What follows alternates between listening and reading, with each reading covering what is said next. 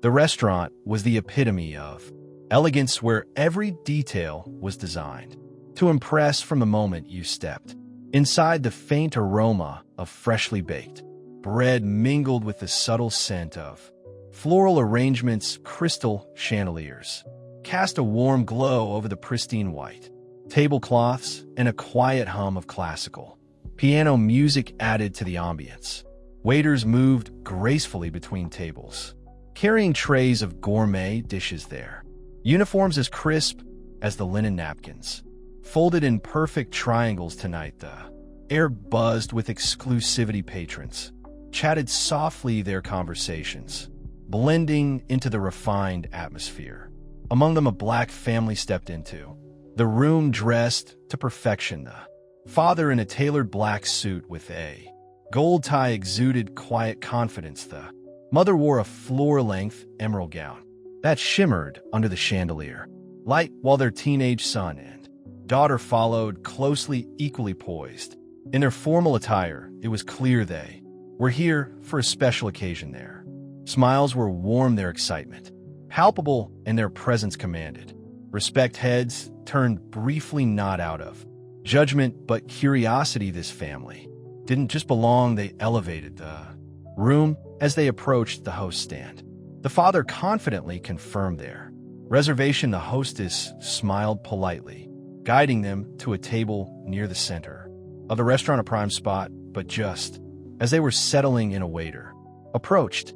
Unlike the hostess, his smile was tight and insincere, his eyes scanning the family with a hint of disdain. Good evening, he began, his tone polite but hollow. Something in his demeanor suggested this evening might not go as smoothly as planned, but for now the family remained unaware. Their laughter and joy, a striking contrast to the storm that was about to unfold. The family's laughter and excitement filled the space as they glanced at the menu, discussing their choices for the evening. Ethan, the waiter assigned to their table, approached with a stiff posture and a forked smile that didn't quite reach his eyes. His hair was neatly combed and his uniform was spotless, but there was an unmistakable tension in the way he stood, as if he were bracing himself for something he found unpleasant. Good evening, Ethan said, his voice tight. Are you sure you have a reservation? The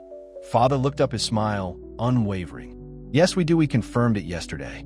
Ethan raised an eyebrow and pulled out a small notepad. Flipping through it with exaggerated slowness, he let out a soft hum, shaking his head. I'm not seeing your name here. Are you sure you didn't make it at the wrong restaurant? The room seemed to quiet, as if the walls themselves noticed the sharpness in his tone. The mother, still calm, offered their confirmation email. Ethan barely glanced at it before waving it off. I'll need to double-check with the host, he said, turning on his heel without giving them a chance to respond. Minutes passed. The family exchanged puzzled looks but remained patient. When Ethan returned, he didn't bring an apology. Instead, he crossed his arms and said, well, it looks like there was a mistake. We're completely booked tonight. I'll have to ask you to leave. The father straightened in his chair, his eyes narrowing slightly.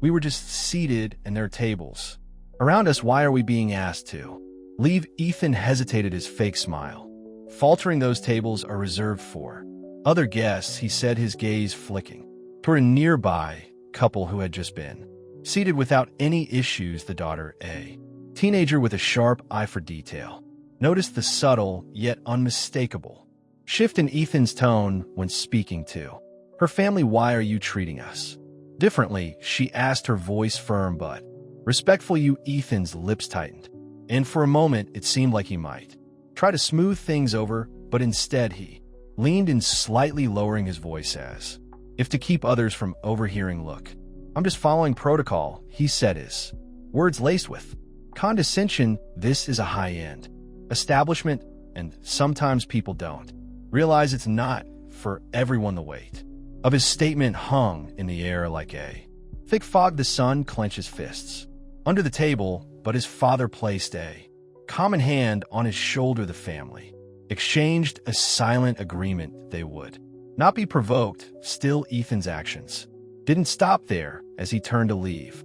He muttered just loud enough for them to hear. Guess money can't buy class after. All. The father's expression remained calm, but there was a steeliness in his eyes now, a quiet determination that hinted Ethan's behavior wouldn't go unchallenged. The family stayed seated, unshaken, their composure more powerful than any words they could have spoken. Ethan may have thought he'd won, but the night was far from over. The father leaned forward slightly, his voice calm but firm. I'd like to speak with the manager, please. Ethan smirked, crossing his arms. The manager, he echoed, his tone dripping with mockery. Yeah, he's a little tied up right now, probably too busy to deal with this. He waved his hand vaguely toward the family as if they were an inconvenience he couldn't define. The mother shot her husband a quick glance, her calm exterior masking the growing frustration she felt. Will wait, she said softly, her words steady but unyielding. Ethan shrugged, the smirk never leaving his face. Suit yourselves, he said, turning to walk away, but then, as if struck by an afterthought, he stopped and pivoted back to face them. His voice rose just enough to draw attention from nearby tables. You know, maybe this isn't the kind of place for everyone, he said, letting the implication hang in the air like a bad odor. A couple at a nearby table exchanged uncomfortable looks while others glanced at the family before quickly averting their eyes. The father remained seated, his hands folded neatly on the table. His calm demeanor was unshaken, but there was a quiet fire in his gaze now. He met Ethan's eyes, refusing to look away. We've been nothing but respectful, he said, his voice low and deliberate. You're out of line, Ethan snorted as if he couldn't believe the nerve of someone calling him out of line. He repeated, laughing under his breath, look, I don't make the rules. This is a high-class establishment, and not everyone fits. The son shifted uncomfortably in his chair, his jaw tight. The daughter opened her mouth to say something, but her mother reached over, gently squeezing her hand. Not yet, the mother whispered, her voice barely audible. The family's restraint was a quiet form of strength, an unspoken agreement to maintain their dignity despite the blatant disrespect. They sat in silence as Ethan walked away, muttering under his breath. The father glanced at his wife, then at his children, his lips curved into the faintest of smiles, one that promised this wasn't the end of the story. Let him think he's won, he said softly. For now, the black family, still composed, stood up from their table without a word, their movements deliberate and graceful. The atmosphere in the restaurant had become thick with tension, but they were determined not to let Ethan's cruel behavior provoke them. They walked past the other diners who now couldn't help but glance nervously at the family as they made their way to the door. The father stopped for a moment and turned to the hostess who had watched the whole interaction. Thank you for your time, he said, his voice calm. She nodded quickly, unable to meet his eyes. Without another word, the family exited the restaurant, leaving the weight of the moment hanging in the air. The next day, a strange sea swept over the restaurant. The usual hum of busy chatter and clinking silverware was overshadowed by an unexpected announcement. The owner of the upscale establishment, a well-dressed man in his 50s, stepped into the dining area, calling for attention. I have an important update for all of you, the owner said, his voice carrying through the room. This restaurant has been sold to new owners. The murmurs of curiosity spread like wildfire. Regular customers exchanged confused looks, wondering who would buy such a prestigious place. Whispers began to fill the air as the waitstaff exchanged nervous glances. No one had expected this. Just as the owner was about to continue, the door to the restaurant swung open. The family, dressed in the same formal attire as the night before, walked in now with an air of confidence that commanded the room. The owner froze for a moment, his face draining of color. He watched as the family made their way to the front where the new owner's paperwork was neatly laid out on the counter. They didn't walk with the hesitancy of customers, but with the authority of people who belonged. Here the father, with a calm but undeniable presence, turned to the owner. "I think we should talk," he said. Simply the atmosphere in the restaurant shifted immediately, the tension giving way to confusion and disbelief. The owner opened his mouth to say something, but no words came out. His hand shook slightly as he realized the truth. The family wasn't just patrons, they were the new owners. Ethan's world crumbled in an instant. The realization that the family he had disrespected the night before wasn't just another group of customers, but the new owners of the restaurant hit him like a ton of bricks. His stomach twisted with panic as he replayed his actions over and over in his mind. How could he have been so arrogant, so blind? The restaurant buzzed with whispers, the staff and patrons alike taking in the shocking revelation. Ethan stood behind the bar, frozen, his hand shaking slightly as he tried to make sense of it. His thoughts raced, but his stomach churned with dread.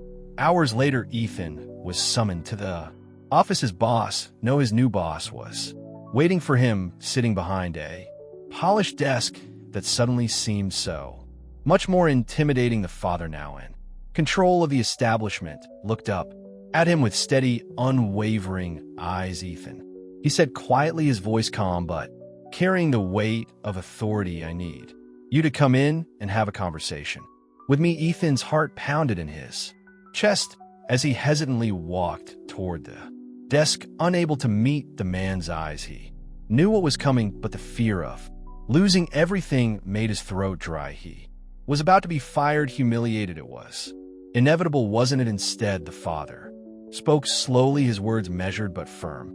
"I'm not going to fire you today, but make no mistake, you have to face the consequences of your actions. What you did last night was unacceptable. It was hurtful, and it was racist." Ethan flinched, his eyes widening as the words sunk in. He opened his mouth to protest, but no words came. "I'm giving you a chance to prove that you can change." The father continued, "You'll be attending mandatory anti-racism training. You'll learn what it means to treat all people with respect, and I'll be watching." Ethan's head spun. He had expected anger, a confrontation, even a public dismissal.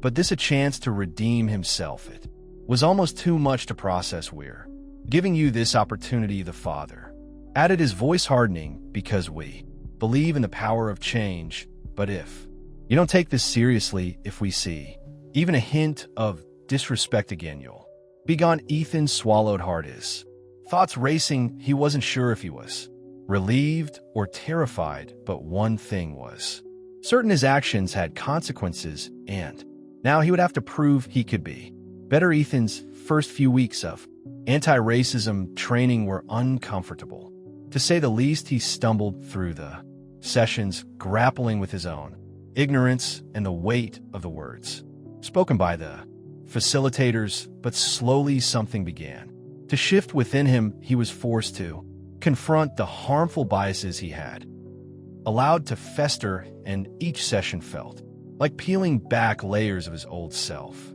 exposing the ugliness beneath. The guilt and shame were heavy, but they pushed him to look deeper at his actions and their impact on others. The father, now in full control of the restaurant, kept a watchful eye on Ethan's progress. There were moments of doubt when Ethan wanted to give up, to walk away from the uncomfortable truth, but the family was patient, always reminding him that change wasn't immediate. It was earned slowly but surely. Ethan started to change. The arrogance that once defined him faded. He began to engage more with the staff, asking questions, listening more, and truly trying to understand the diverse backgrounds of the people around him. He learned to treat everyone with the respect they deserved, regardless of their appearance or status. Meanwhile, the family transformed the restaurant into a space that was as much about inclusion as it was about fine dining. They created an atmosphere where everyone, regardless of their race, gender, or background, felt welcome. The walls, once adorned with elitist decorations, now boasted vibrant art from local artists of all races and cultures. The menu changed too, offering dishes that reflected a blend of diverse cuisines, inviting everyone to feel at home. Over time, the restaurant became a beloved spot for people from all walks of life. No one felt out of place. The whispers of the past began to fade, replaced by a community united in a shared experience of equality and dignity. And for Ethan, redemption wasn't just about learning how to treat others.